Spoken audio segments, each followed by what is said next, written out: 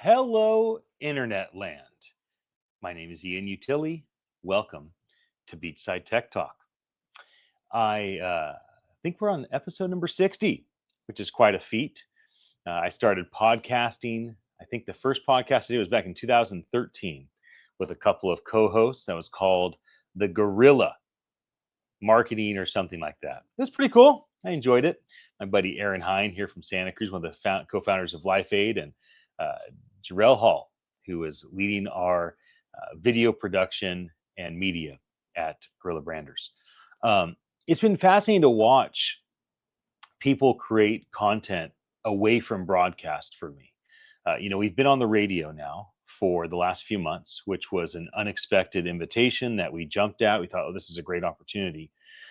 And in being on the radio for the last few months, which we just did our last show physically at the studio on Wednesday, not to say we won't continue to be broadcast to the radio, but our actual radio show where we're in the studio as a presence there, that's either done or on hold for a period of time as they make some technical improvements to that radio station, KOMY, also the home of KSCO. They have 2 AM stations, 3 FM stations. So as I've watched podcasting grow, I remember seeing the first time that Joe Rogan was on with Adam Carolla, I don't know, 16, 17 years ago, and him being like, this is crazy, this is crazy. And many people don't remember, but Joe was on a TV sitcom where he was the IT guy for a radio station. So obviously, he had his mind around broadcast. Many of us know Joe from the Fear Factor. So he did broadcast reality TV as a host. And so I just remember the sense of Rogan's fascination. Like, wait, we don't need ABC, NBC. we don't need Fox. We don't need TNT. We don't need AM, FM. Like, we can just record a conversation and share it on the internet, the World Wide Web. And it's amazing how things have progressed since then. Watching so many of the radio personalities that have been most successful hybrid to have an internet audience or transition fully to an internet audience. I mean, look at the success of someone like Tucker Carlson, fired from Fox News. Bill O'Reilly, fired from Fox News. Seems as though Fox knows how to fire all the people that end up doing quite well independently online. Whether you agree with them or not is not the point. Whether you like their content or not is not the point. It's the medium by which they started broadcast and went hybrid online or just fully online in kind of this world that we call the podcast world. And so, as we've done this for the last few months, one of my personal struggles, and I've mentioned this week with the other, 5 people on our team around me. I mentioned this week that what I've struggled with is I feel and have felt a responsibility to put the radio first.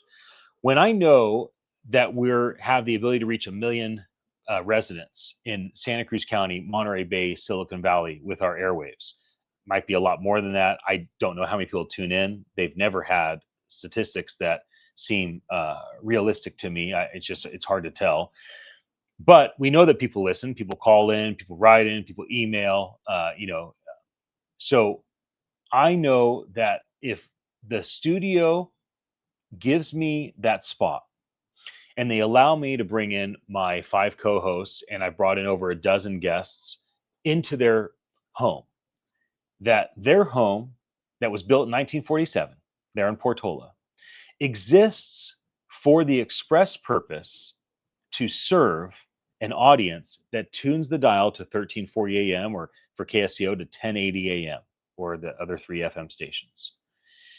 And because of that responsibility, I've never prioritized the internet audience or social media comments. I've never promoted our show. I've never said in advance it's happening for the most part. I've never texted people or pinged people or DM'd people. Certainly never put any marketing energy or emphasis or focus, never advertising dollars or anything of that nature. And it wouldn't be challenging. I think the content has been incredible. At least a lot of the time, the content's really great. So it'd be reasonable to market the whole big show, or just to cut up bite-sized pieces, the 15-second, portrait, stories, and the 1 minute clips and be able to pump that out and promote that and draw people to the bigger conversation. It'd be easy. I have 63,000 contacts in my cell phone, which is kind of crazy. It'd be easy for me to get world-class, legendary, famous people to come jump on with us and join us for the conversation for 5 minutes or for the full 2 hours. And obviously that would draw a crowd. But the thought of doing any of these things to build an audience on the internet was in competition with the responsibility to serve the local radio community. And so I recognized this week as the news came to me on Tuesday night, hey, we're making a change at the radio station. All of our live programming is going to be temporarily or maybe permanently paused. We're switching to automated programming as we fix a bunch of technical things at the station. As I got that call Tuesday night and they said, hey, if you want to come in Wednesday, do it. If you don't, no big deal. And I said, oh yeah, we'll come in Wednesday. We'll enjoy it. We had a great time, except for, of course, the strange tragedy of Charlie Kirk during that moment impacted what maybe would have been a different experience. And then yesterday, having Dan, my brother, and Malachi, my son, my wife Riza, and Ted all with me here at the home, and Nigel's still joining us from the East Coast. We're obviously in a transitional moment, right? We even had an open dialogue, like, where do we go from here? For today, I just said to the team, like, hey, I'm just going to jump on and chat for a moment. I'll share a couple things and kind of pop in and out, most likely. Not likely going to be a super long broadcast, but I just wanted to kind of share where I'm at. I now have basically 72 hours until our next show with the whole team. We will be meeting an hour early on Monday just to kind of finalize our decision about what we're doing, where we're going. Are we sticking with 12 to 2 p.m. Pacific time, Monday through Friday? Are we sticking with a open format with a topic as we've done the last week and a half? Are we going back to the format where we have 4 segments and we cover different topics? We used to do kind of history on a subject and then the present news for Web3 on that same subject, and the present news on AI in that same subject, and the future projection of the subject. And we would do that rhythm for a while. So we're still finalizing, like, what do we want to do? Is this the right time slot? Is this the right amount of time? Is this the right structure? Should we continue to broadcast Beachside Tech Talk on Ian Utility's social media channels, or should they be moved to a different corporate social media channel? And so there is a ton of big decisions that we are thinking through and making together as a team. So we'll probably finalize that Monday, come to the table, make a decision, jump on Monday at noon and kind of update, hey, here's where we're at, here's what we're doing and why. So I just want to jump on and say hi to everybody. I didn't think it was a needed thing for me to try to rally up just 1, 2, or 3 of my co-hosts to try to patch to something together. I really love the energy of the 5, 6 of us together as we've had so often. I'm going to take a momentary break and think about what I want to say before I wrap this thing up. And in doing that, I'm going to share something that I did here in this spot on day 18 of my water fast. March and April, I did a 40-day fast where I only drank water. Salt was in my water for electrolytes. And I was doing these videos much like this, but just me, kind of updating the world on my fast. And I would do videos that sometimes were less than a minute, which this one is, it's 40 seconds. Sometimes I'd do videos that were an hour, like my last day, it was over an hour on day 40, as I kind of shared the final part of my journey. And for whatever reason, my way I felt inspired was not to share my journey this day, but I just felt inspired to give a blessing to anyone that gave me their attention. So thank you for your attention live, if you're one of the live viewers right now, or if you watch this later today or later next week, or who knows, maybe you're AI watching this in a decade or a century from now, trying to figure out what humans were up to in 2025. But hope this is meaningful to you. I'll be back again in less than a minute. Here I am in California. The Pacific Ocean is behind me. You give me my water, I feel please, blessed. And so since I feel so blessed in life, in business, and family, let me No, just return. is it empty? I just declare that Just fill this today water is glass. going to be an important day for you. I declare that your mind will be open, that you'll be able to understand the things that you're taught, that you will have vision for what could be, that you will have these downloads in your mind of new strategies, that the operating system of your brain will be shifted and be upgraded. These are the things that I declare over you. I declare peace and prosperity to your individual life, to your family, and to all that you touch. So that's one part of my heart. One part of my heart in doing the Beachside Tech Talk is a platform where I can express grace and blessing to an audience. Because we had the radio, I had to always be thoughtful about everything I did, had to cater to them first, that they were just listening. They couldn't see me, they couldn't see us, they didn't care about what we saw. And then over time, I recognized that, wow, I really have a desire for a hybrid or even more of a focus on you, the internet audience. And so this is actually a really great opportunity for me because I do want to be able to create content myself and also with my team on a daily basis. And part of this is tied to Attention Live. What Attention Live has created. I've worked on this company, attn.live. You can use our product for free.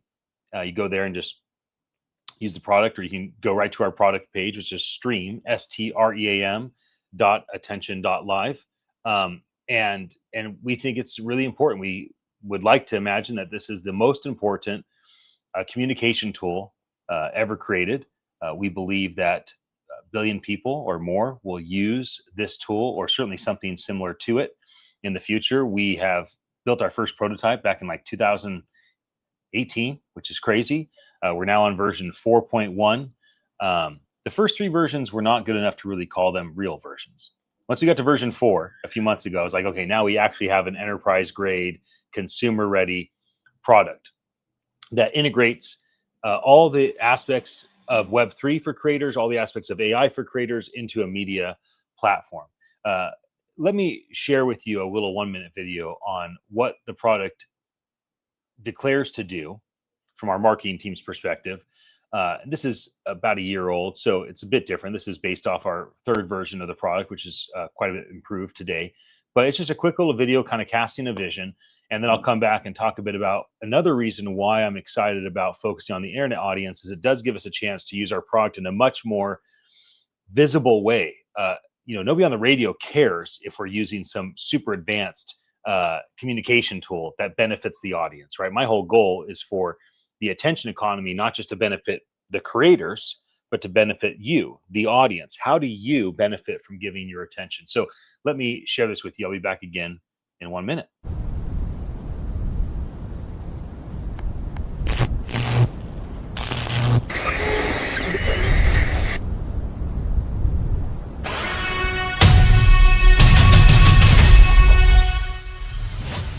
For audio content creators, opportunities and revenue are drying up. If you feel like you are alone and lost, look up. A change is coming. Attention.live amplifies your Web3 content across marketplaces with ease. Podcasters, musicians, lecturers, preachers, storytellers, it is time to thrive. Attention.live can live stream, mint, and distribute your audio, all the while ensuring it stays secure and authenticated.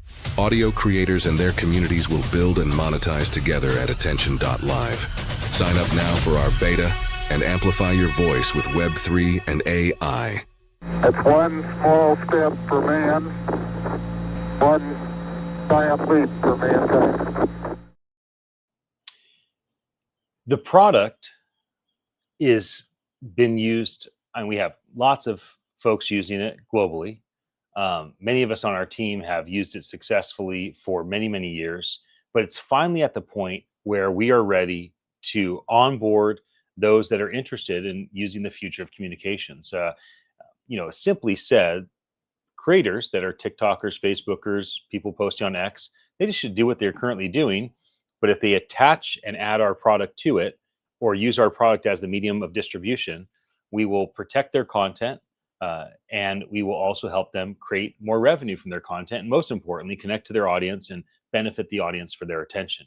You know, my one of my friends and mentors, a guy named Chris Valentin, he often says your uh, purpose is found in your people.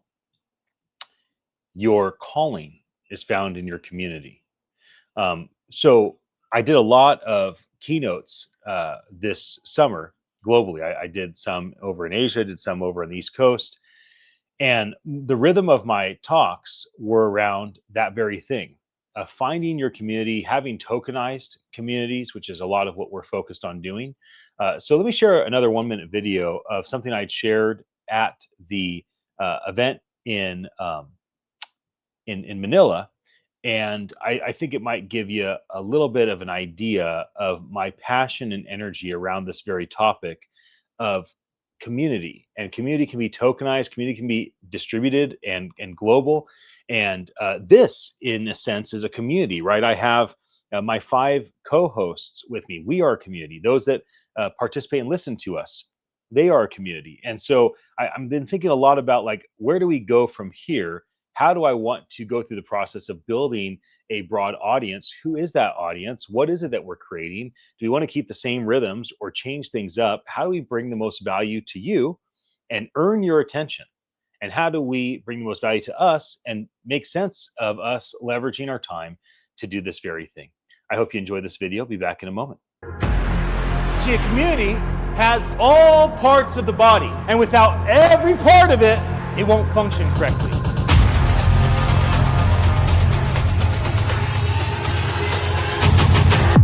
That's primal. That's real. To tokenize a community is to ensure that you use decentralization to make this community thrive now and into the future. That it can scale and sustain. That's the scalability.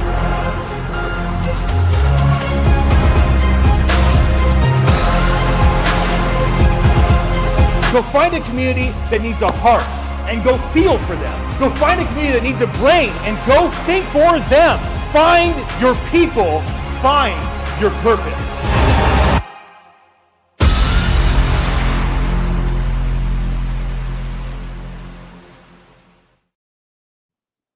I'm so graced in that, I got my wife with me here and my son with me, and they're both encouraging me, like, I've heard that 10 times and I still like it, which is very kind of them.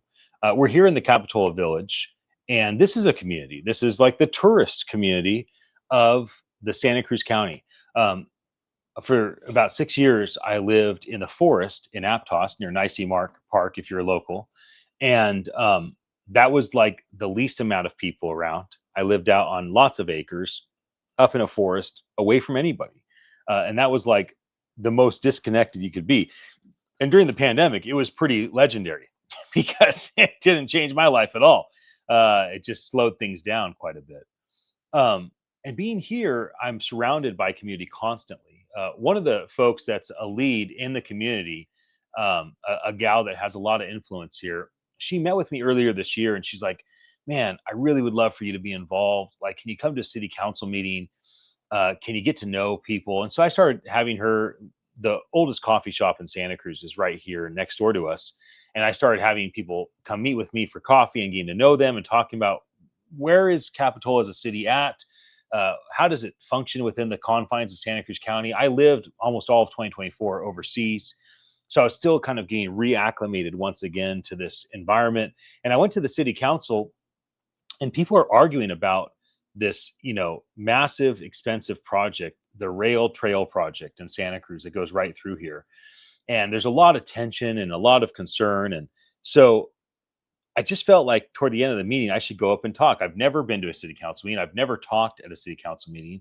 I opened up with a super dramatic story of my son, Malachi, being hit on his bike by a car. And I talked about the importance of coming to some conclusion on what we do around transportation. Then I thanked the city council members for their service, and I turned to the people and I thanked them for their participation in the community, right? Because these people, the city council members, they found their purpose in the people of Capitola. And the people that show up for the city council members, they're finding their calling in the community, whether they're there as an adversary or as an advocate, whether they're there to be, agreeable and try to push whatever is the direction things are going, or try to divert the direction things are going. And so I just thought I'd share this for a moment because it's a real tangible way of the first time I ever showed up to a meeting. I haven't gone again since, but it was good the one time I went. But on the topic of community, I think this might be an interesting thing for me to share with you. So I'll be back again in about 2 minutes. Hi, everybody. A few months ago, my 15-year-old son was hit by a car on his bicycle. Fortunately, he's okay. I mean, he was damaged, and now he's on the mend. But I think it's an alerting thing, right, for any parent, any grandparent, any auntie, any uncle, to have a young person that at their age, they're dependent on getting onto a skateboard or a bicycle or something of that nature. And I just think that there's more potential to share. I also just want to thank the team here for what you do in public service. It's a difficult task to take so many different opinions. There may not even be a right thing to do, but hopefully something can be done that people can feel peaceful about and have progress. I love this city. I live right there in the village, and my family has lived in this area for 10 generations. And so I care about what happens here. And for me, on just a selfish note, I ride a one wheel all over the place. I've done 10,000 miles on the one wheel, and I fantasize about what could be if any decision could be made for a trail. I also have traveled around the world and advised governments and city council members in many ways over the last decade. I've never come to one of these. I've never engaged. And a friend challenged me, like, you should just come to the meeting and come see what's happening. I vote and I care, but I've never cared enough to show up and to use my voice. And yet it's funny that I would travel around the world and advise other government and government leaders on big strategic ideas. And one of them is this: if a really strong vision is put forth, people, even if they don't agree, they'll rally around that to make that thing happen. And I would love to see the tone of these meetings, which also has to do with everyone here, which I appreciate everyone's voice. But if we can get more clear on trying to get to a vision that can be executed, and it doesn't have to be the best, or everybody doesn't have to agree, but I think that there's light at the end of the tunnel, and people, each individual, would benefit if we can get progress on this one topic. But again, I thank you for all that you do for our city. I'm a happy, happy resident. That's why I never came in here to talk before.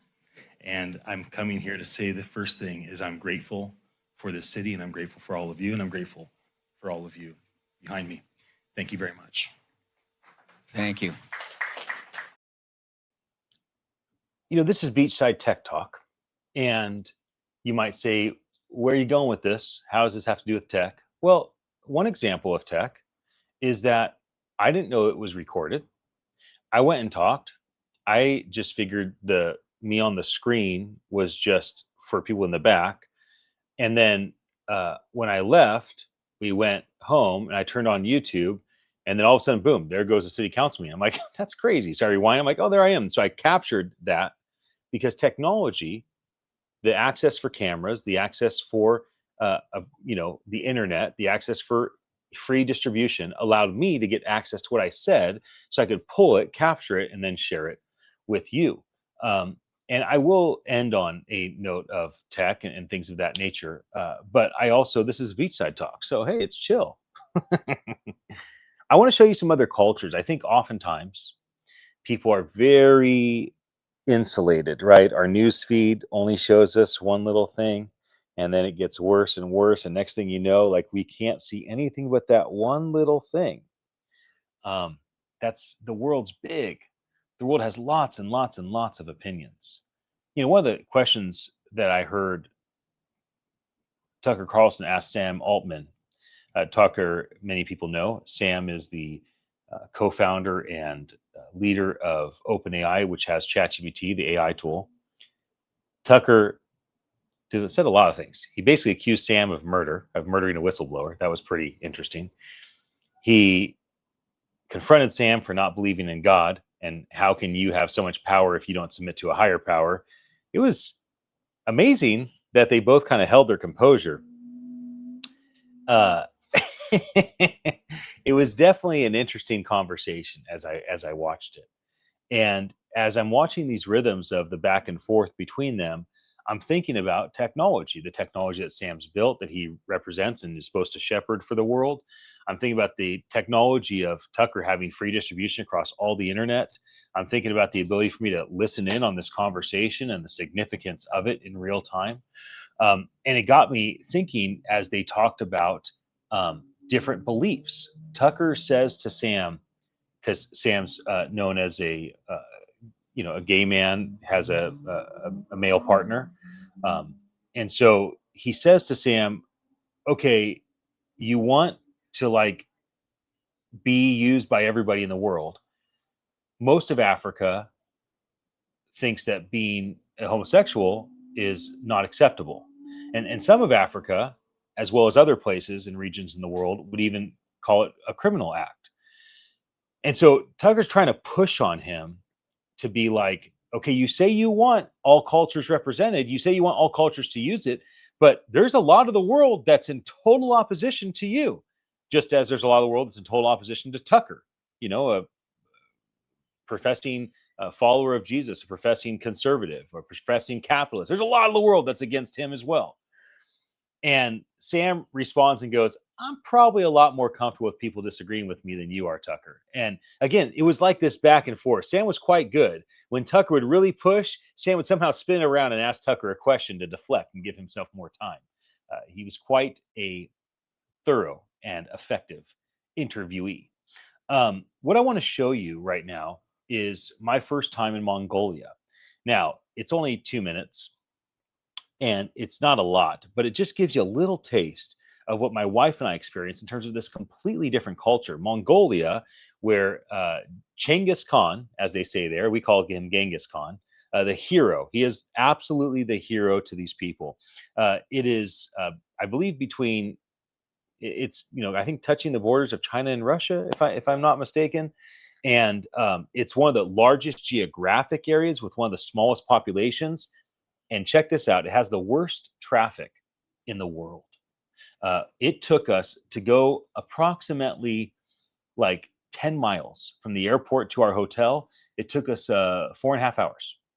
Like, you can walk much faster than you can drive. They have over 100 private bus companies. And so you'll see, like, everywhere you go, you'll see like dozens of different bus brands with 1 or 3 people on it. They have a rule that your car can only be on the road 2 or 3 days a week. So most families have 3 cars, 1 car for Monday, Thursday, 1 car for Tuesday, Friday, 1 car for Wednesday, Saturday. It's just a very broken system. They ended up building high in just one area, and they did not do anything for parking, and they did not do anything for a holistic lifestyle. So where you work is 2 miles from where your kids go to school, is a mile from where you work out, is 2 miles from where you live. And so to work for 8 hours, get your kids to school, go work out, go to the grocery store, like, that's a 17-hour day because of the traffic. It's been said that sometimes traffic is so bad that people just get out of their car, walk home, and come back for their car the next day, which is crazy. Now, you won't see that in the video. What you're going to see is like all the amazing stuff I captured with my phone for a moment. But it opened my eyes being there about how different certain cultures are from what I'm used to. So I hope you enjoy this. I'll be right back.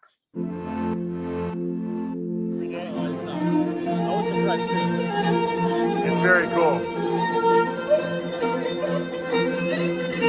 You look so pretty.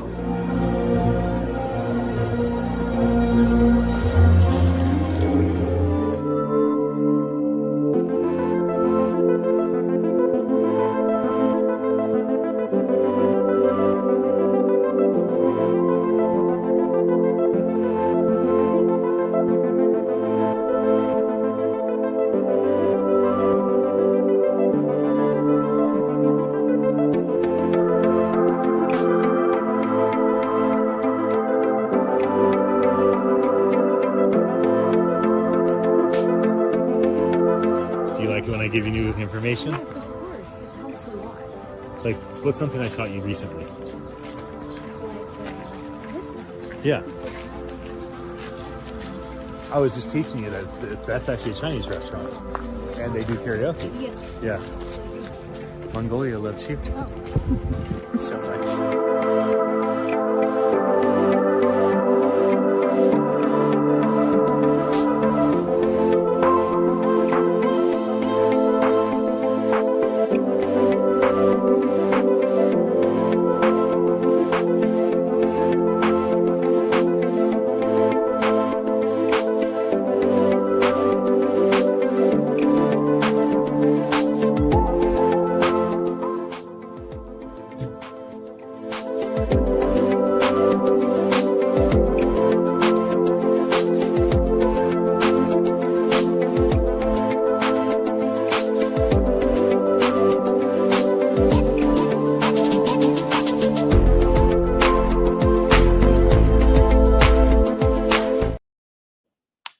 That was a pretty silly video. I forgot that moment where I said to Riza, that right there is a Chinese restaurant and they play karaoke there. And she goes, thank you for teaching me something new.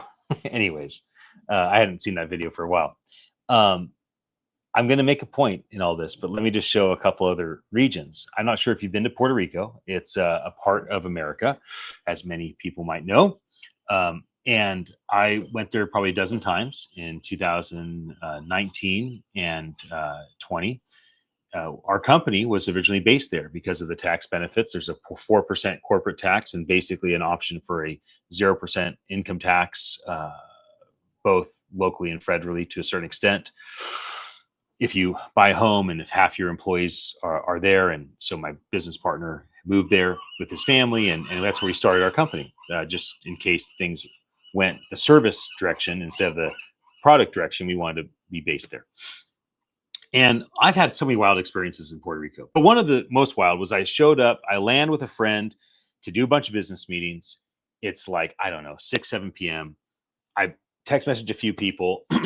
Hey, I'm in town. If you guys can hang out, let me know. And one guy goes, oh, there's a bonfire, come over. So I go over and they're juggling fire and having a blast and we're having a great time. It's like 10:30, 11 p.m. And some stranger I never met comes up to me and goes, dude, you want to go skydiving tomorrow? And I had never been skydiving.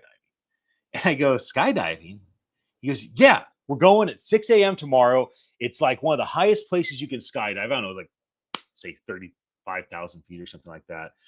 He's like, I've done it like over 100 times and I love inviting new people. And you just seem like a dude that would want to go skydiving with me. I'm like, sure, let's go skydiving, bro.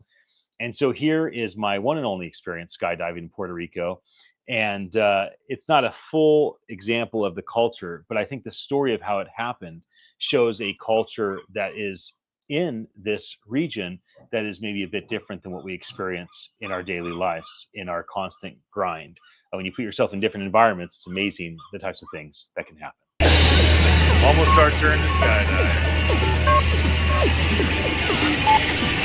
You guys can go.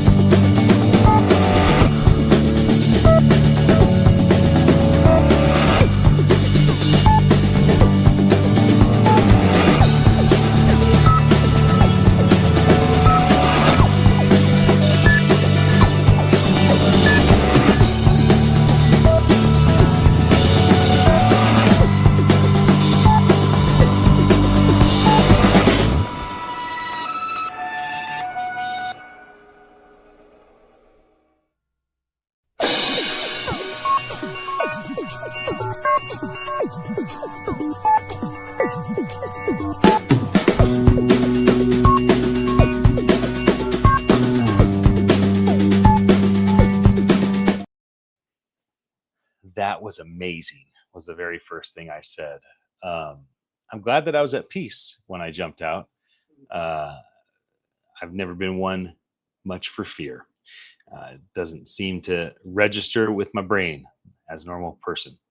Um, I also recently went to Saudi, to Riyadh, for a big tech event. And that was one of the most fascinating places I've ever been. At that time, we were actually living in Dubai, and it was just a quick trip over to Saudi. My wife, Riza, was not able to join because of visa stuff. At that point, she was a resident of the Philippines. Now she's a resident here. Um, so I just went over, like, early flight there, flight back. So many things were fascinating to me, and I was kind of capturing moments. I went to go do a bunch of media interviews and a couple business meetings. But again, what I'm trying to share with you right now is different communities. Communities are different from each other, right? And to understand other communities helps us in a big way to think through our own kind of filters and how we see things and how we process things. So, hope you enjoy this 2-minute video of Saudi.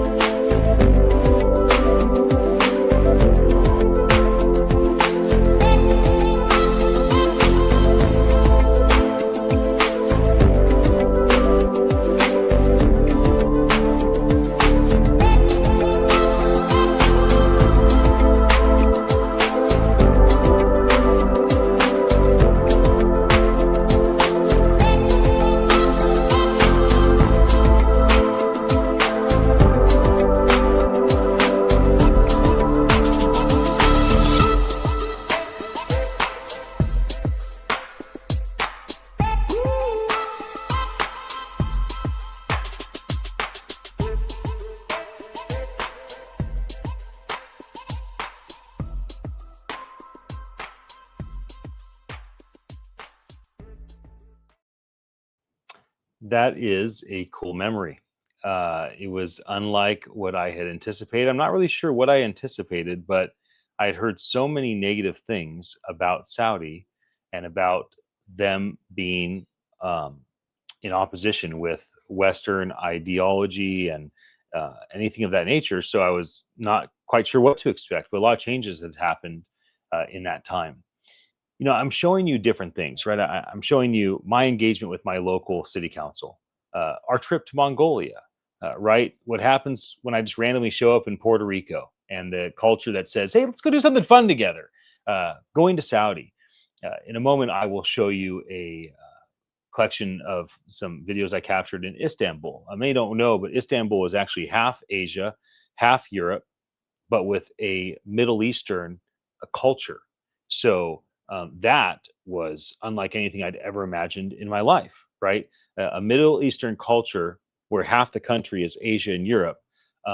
And it was an all day event. I went there and did a lot of keynotes, a lot of moderation. I was uh, flown in to kind of participate with this big event called Istanbul Bullish in the tech Web3 industry. Bullish is good, bearish is bad. So they were Istanbulish. And, again, like just a wild experience, like a totally different culture. It's amazing that the majority of these cultures and places I've been to speak English. Oftentimes it's a primary language, just like the US dollar has a lot of dominance. And it reminds me, like, there's so many things in America that we export, right? Not to say English belongs to America, but because we export entertainment and music, TVs, movie, literature, education, technology, because we export these things to the world, we do so in English. And because we export these things in the world, oftentimes we're transacting in dollars. And not to say, of course, commodities and all the other things, real estate, etc.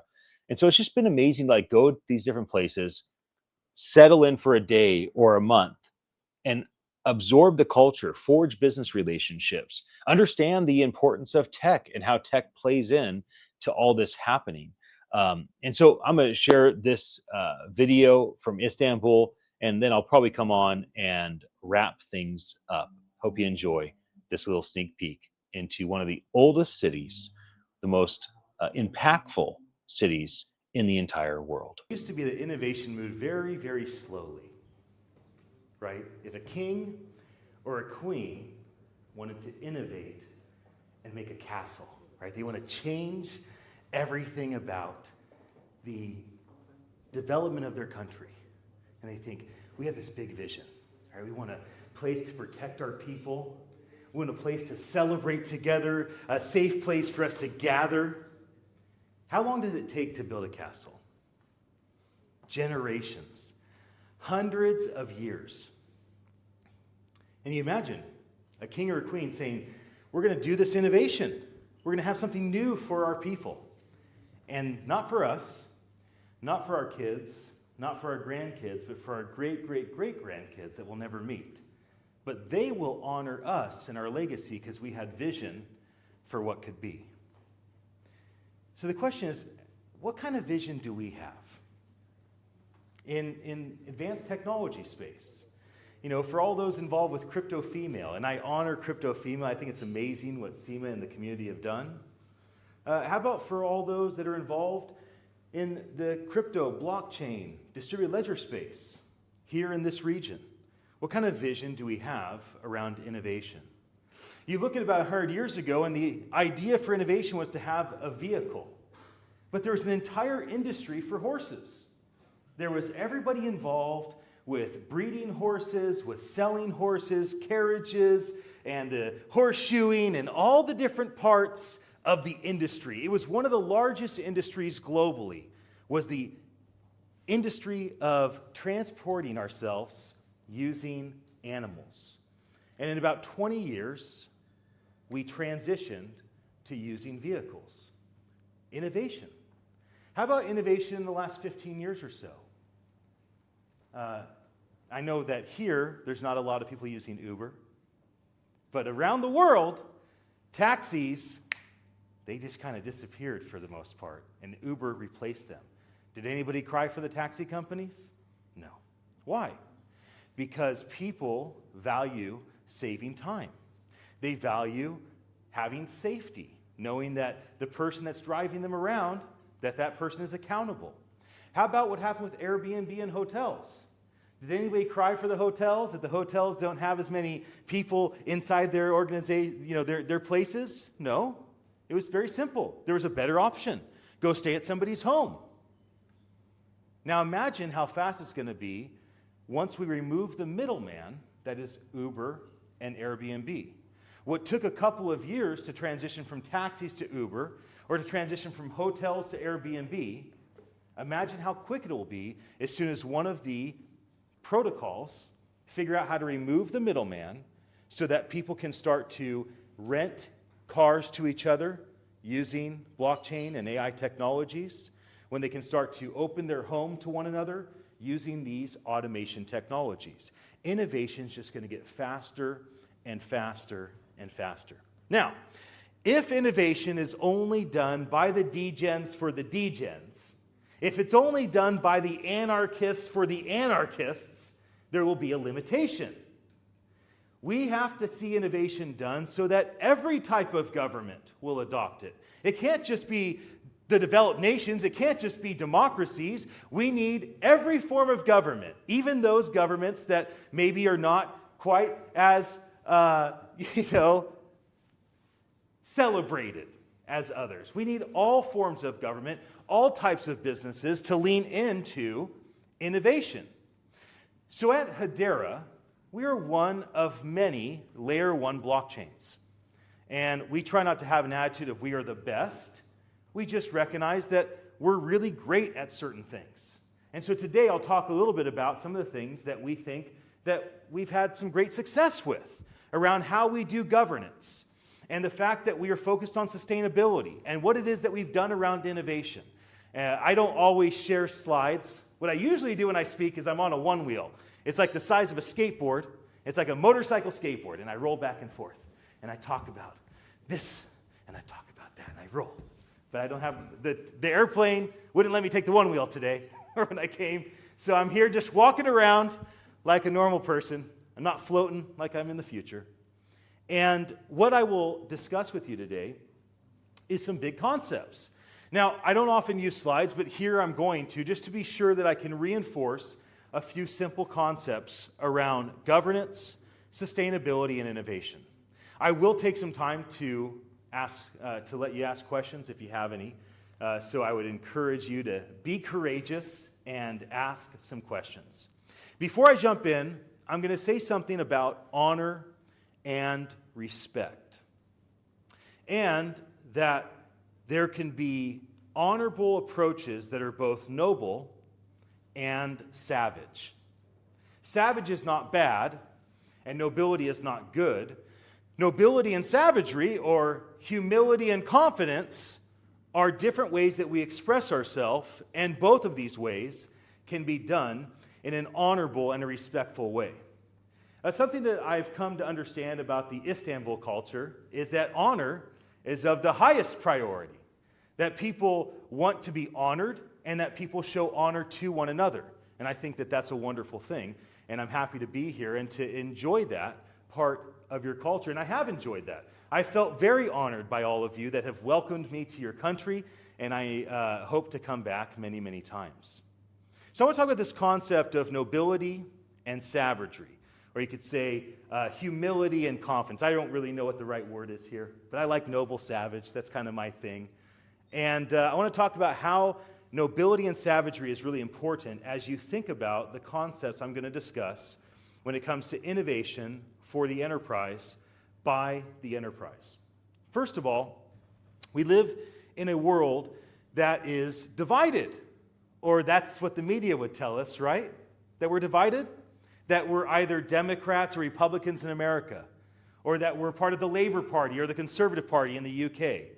That either we are Muslims or we are Christians, that we are this ethnicity or that ethnicity, that we're male or female, that we're young or old.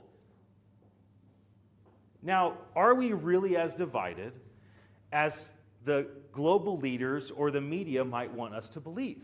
Now, why would they want us to believe we're divided? Because divided people are easy to control. You see, if they're evil, and if you're part of the good guys, then whoever's in charge of the good guys can easily control you. They can manipulate you. They can get you to march to their drumbeat and say what they want you to say and do what they want you to do because you're part of the good guys and those are the bad guys. Well, this happens in innovation. This happens in enterprises. This happens in governments, is that we often will have people try to divide us. And so it's like, I'm part of Avalanche, and that's the good guys. I'm part of the good guys. And I use AVAX. And everybody else, those are the bad guys. And I would propose to you that it's not about good and bad. It's about there's honorable, respectful things in all of these environments. And sometimes things don't always resonate with us because maybe some groups are more noble, more humble, more meek, where other groups might be more savage, more confident, more aggressive. But you see, one is not better than the other. Both can be quite honorable. Both can be loving. Both can be service-oriented.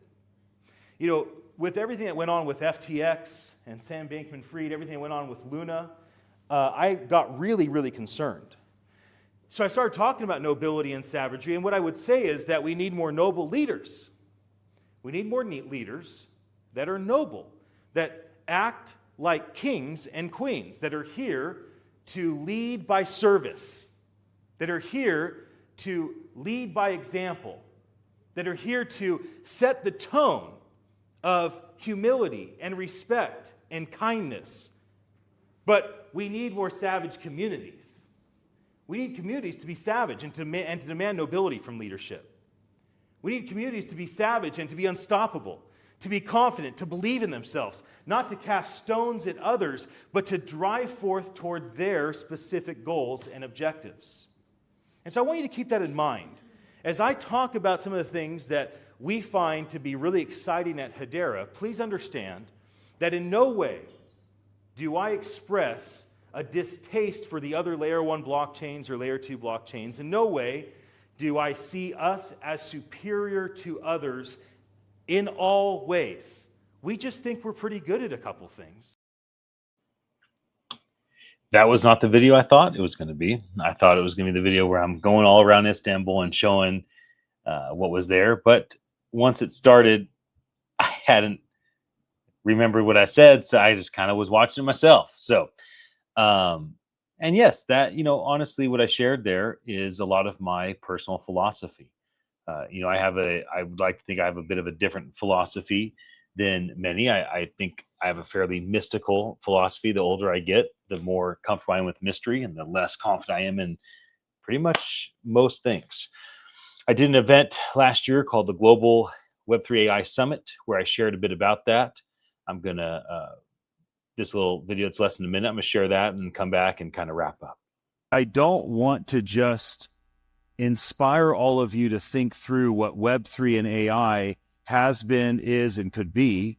I don't want to just inspire you to be able to make more money or have a more profitable business or have a bigger impact or save time with automation. I want to give part of my worldview that has kept me faithful, not faithful to a moral code. That's much more difficult for me.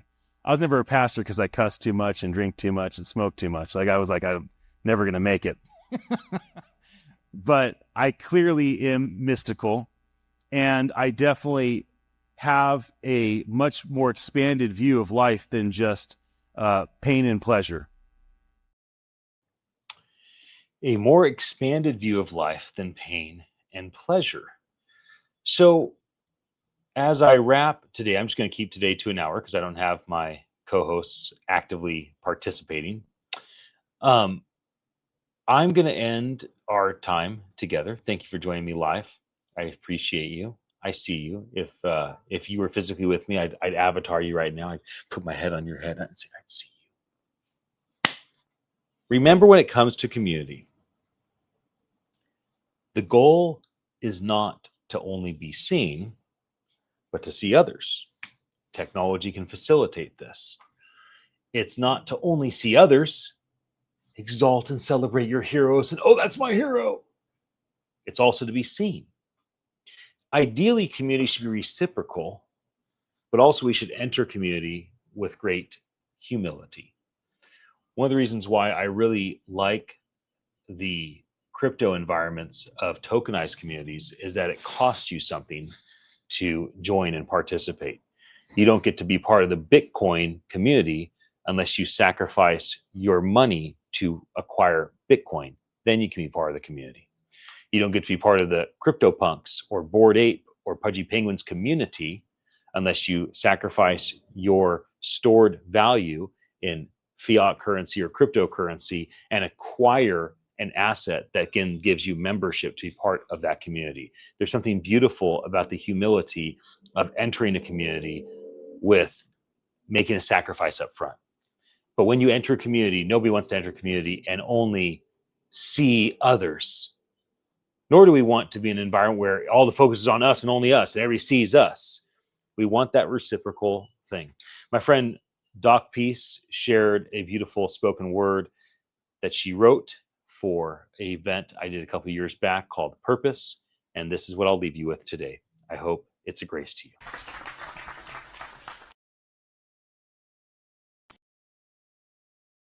One thing that decisively you and I cannot live without. We could try for a while to get by without it, but eventually the need to take it in would win. Breath. You may have heard the saying, without vision, a people perish. See, vision and breath have at least one thing in common. They're both accomplished with purpose, one consciously and the other subconscious. Imagine if we built with purpose, connected with purpose, lived with purpose. We know the digital divide is real, yet we continue to build for the people whose greatest appeal is for the latest and greatest, the cutting edge, while others are left on the digital ledge. See, critical innovations permeate our society.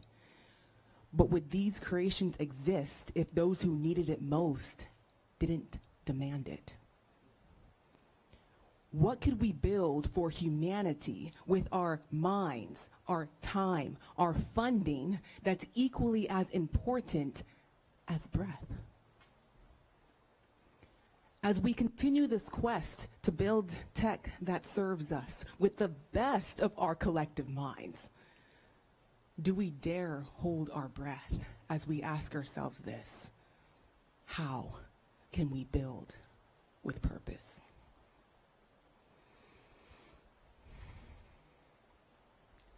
Greetings again. I'd like to invite us all now to ground in together, take a collective breath in and out.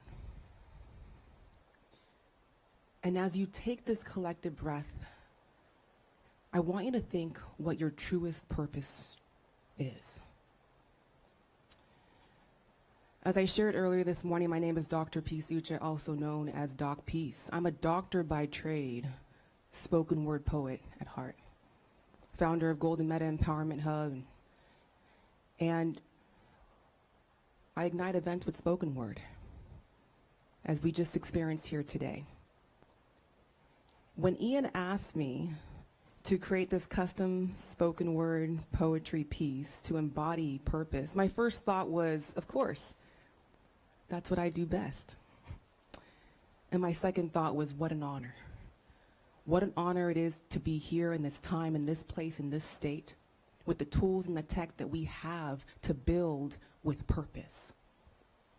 So I want to thank Ian and the entire Purpose team for bringing us all here together today to remind us all of who we truly are. And I want to thank you all for being present, for choosing to build with purpose, for choosing to be true to your core, and choosing to be gold, like the genuine, original, loving dreamers that we all are.